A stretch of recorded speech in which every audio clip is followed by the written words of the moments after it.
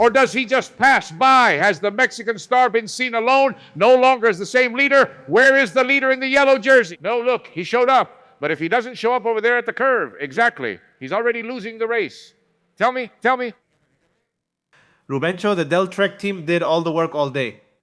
At the first real move, it was Ayuso. They couldn't keep up and fell behind.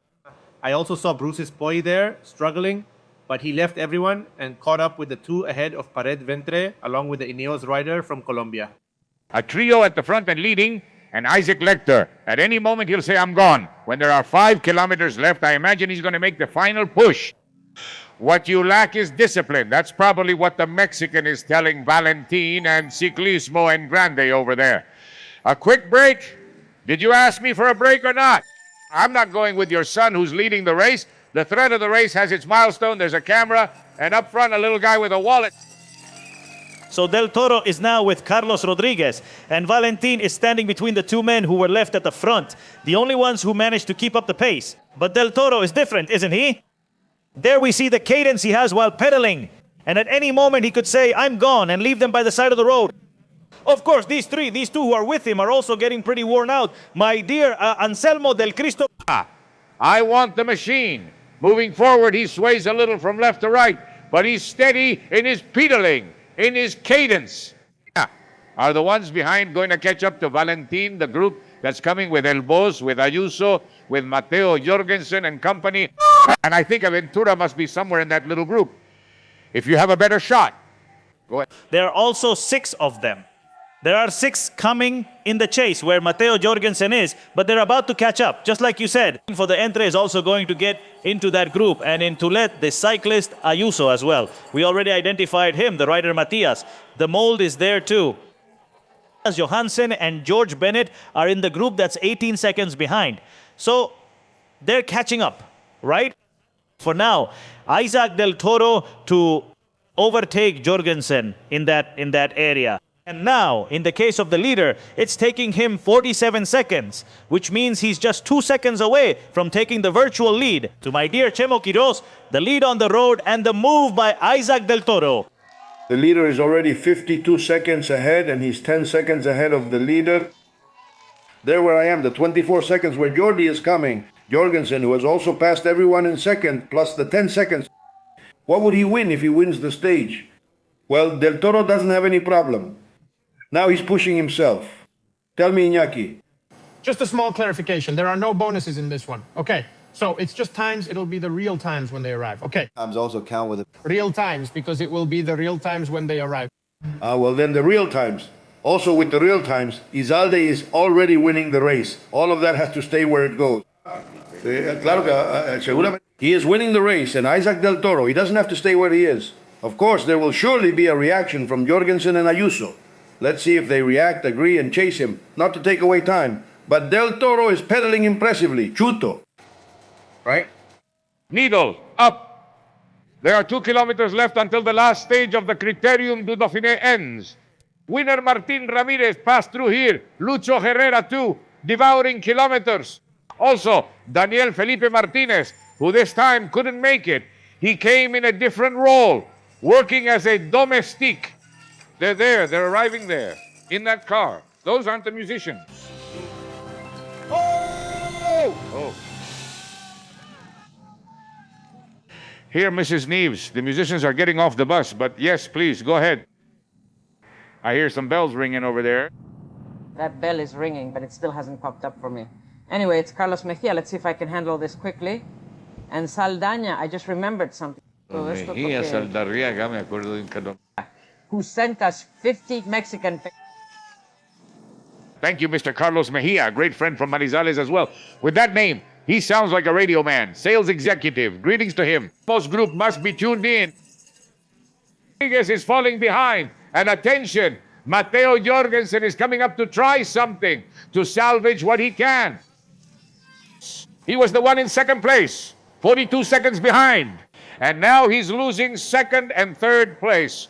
The great Matteo Jorgensen wearing number 11.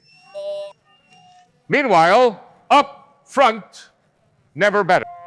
This Paso double because it's Del Toro. The man from the Barabuna lineage.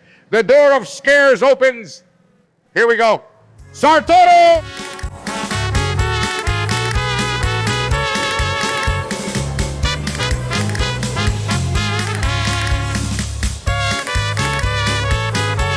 Next turn, the cyclist from Ensenada wearing number 1. He's number 1 on the list. And in the minds of all the cycling fans who have enjoyed the Dauphiné this week.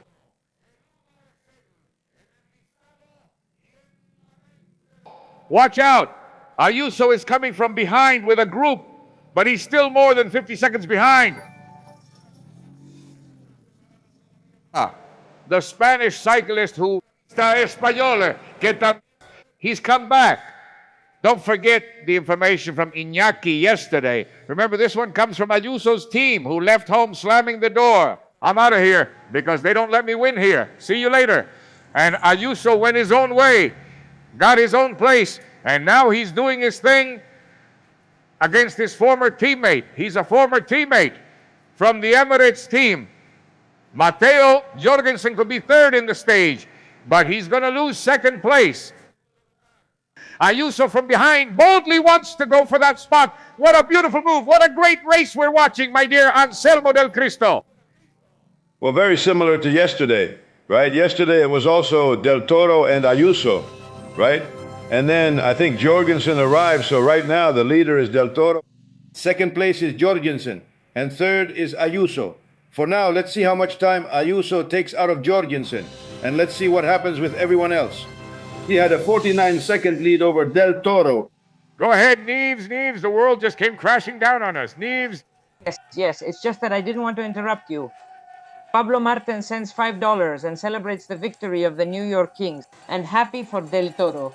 And then I have here Zorro 58 $5 who says Go Torito, and Real Canada $5 Canadian Mexican power from Molotov Paisar, please. Treat yourself.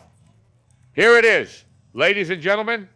Then the remaining 790 meters is almost half a kilometer, traveling over the last stretch of this 120-kilometer race.